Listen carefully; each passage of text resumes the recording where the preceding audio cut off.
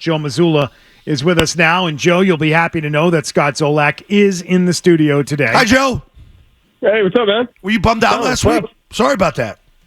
You sound refreshed. Oh, I am. Joe, I had to recharge my batteries for this big playoff run and the expectations because this thing's going deep this year, man. That's important. We also have news on the program. Back, thanks, pal. We also have news, Joe, that Tim McCone is now no longer on a 10-day contract. He is a permanent addition to the roster with a long-term deal. You got to deal with his questions. Congratulations! Look at that. Congratulations. Pumped, thank you. Your guys' G League, developmental plans also, pays dividends. Yeah, we're a draft and development team. There's a lot of development left, but we're working on it. Yeah. That's big time. All right, getting ready for Game 2 of your series. If we could go back to Game 1 for just a moment, a lot of conversation about Caleb Martin's foul at the end of the game on Jayson Tatum. I know what you said yesterday, and that you don't believe it was intentional or that there was anything more than just a foul there. But at that point in the game, given the large lead midway through the fourth quarter or the large 16-point lead with a minute to go, was there any thought to taking the starters out of the game and putting them on the bench? No, not really. I think at that point in time, the most important thing is winning the game. And like I said, I didn't think it was intentional at all. And I thought the guys handled it really well as a team. Thought Jayson handled it really well, getting right back up, knocking down the free throws, and we kind of move on from there. You said you enjoyed watching your team react to it. What did you mean by that? Starting obviously with Jalen. Yeah, I just enjoy any time there's a little conflict, just studying our guys and seeing how they respond to us. I thought they responded really well. They got each other's back, not overly emotional, but at the same time, making sure that they have each other's back. And I think that's really important, especially in a playoff series, regardless of who you're playing against. You always want to, have those. And so anytime you have those moments to prove that to your teammates, to each other. And also, I like the way Jayson handled it. Just got right back up, didn't lay around, didn't do any of that, just got up, made 2 free throws. So that mindset's important, when you're trying to go after something. And things aren't always going to go your way. So I think it's important to be judged by how we handle them. And I thought the guys handled it well. I know you were asked yesterday about this, and that is individual awards. You don't have any players that were up for these individual awards, no finalists for these awards, and you said it's beautiful, I think is what you said yesterday. It's beautiful that this happened. Yes. Is that going to be a chip on anyone's shoulder in these playoffs on the roster? Guys use that for motivation or use that to refocus their energy on the team? I mean, I can't speak for the guys individually. I'm sure different players use different things for motivation. But I kind of said that yesterday. Like, the one thing about this team that has been apparent the entire year was, we've gotten some individual awards between Staffs of the Month, Player of the Month. I think we're the only team to get 4 different people to get that. But at the end of the day, they only cared about winning. And I really appreciated the way guys handled winning with their humility and attention to detail and practices and games. And the way they handled getting those individual awards, it was always about the team. And so I think that's been one of the biggest strengths of this team.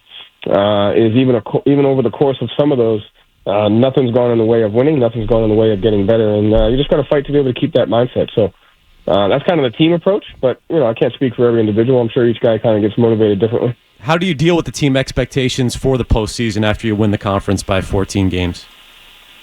I mean, we talked about this before. Like, how are we going to deal with the expectations next year or the expectations in the future? Like, to me, we work in the NBA. We work for the Boston Celtics, one of the best organizations. Expectations and pressure is never going to go away. And so sitting around thinking, how can we do this so this changes or this goes away is just unrealistic. They're always going to be there. This is what we asked for.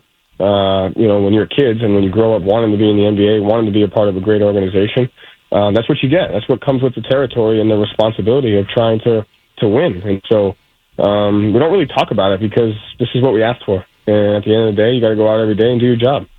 You pleased with Hauser and Pritchard? And I brought these guys up the other day after the game. Obviously, they're different players this year, but what they're able to give you this year.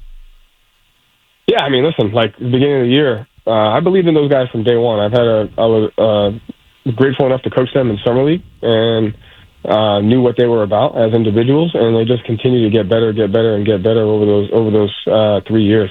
And when you see guys work the way they work on a consistent basis, you got nothing but trust in those guys. And they're a huge piece to what we're doing, and so are the guys who haven't played yet. Like, depth is super important in the playoffs when you go to adjustments, when you go to different lineups. As you start getting into the meat of the series, your depth is the most important thing, and those guys have proven throughout the year and throughout their careers, that they can deliver. What do you expect will look different from the Heat in Game 2? Yeah, I mean, listen, like, it's obvious. Like, they had a game at 7:30 at night, and then 36 hours later they play at 1 o'clock. So I expect them to be tougher. I expect them to have more energy. I expect them to play better, and that's the expectation you have to have. If you think you're going to get the same Miami Heat from Game 1, you're lying to yourself. So, and as you saw last night, like the Game 2s of the teams that lost Game 1, there was a different level of sense of urgency, a different physicality. Yep. And we got to be ready to answer that. I think Spoelstra had him ready to go. I mean, he tried to stop the bleeding a couple times, and you guys had control of that game from opening tip, I thought. But they are still a physical team without Jimmy Butler, aren't they? Oh, very. On both ends of the floor. They fight to get the shot they want, and they make you fight for your space, on our offensive end. And so I think that's the battle is, I think we've said it a few times, like there'll be some adjustments that will be made throughout the series, but the biggest adjustment is going to be the mindset and the approach and the discipline and the toughness that we do the simple things with. When you get off to such a good start, like you did the other day, 17-2 to open the game, is there the risk as a coach of sort of letting your guard down early in a game? Because that happens, because you could kind of get comfortable on the sideline, feeling like things are going well early in the game? I mean, it's such a long game. I think the bigger thing is not having an expectation of how a game is supposed to go. So, it could be tied at the end of the quarter. It doesn't really matter. I think what matters is the approach we have over the course of 48 minutes. Yes. So it's important to not expect a game to go a certain way because if your expectations aren't met, then you're in trouble. So most important thing is following the game plan, having a simpler approach with physicality and a sense of urgency.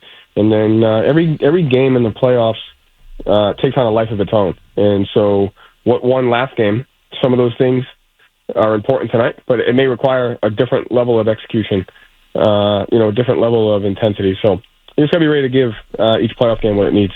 Did you like the 1 o'clock start, Joe? Loved it. Okay. Most players don't, right? I don't know. I mean, we seem to play well.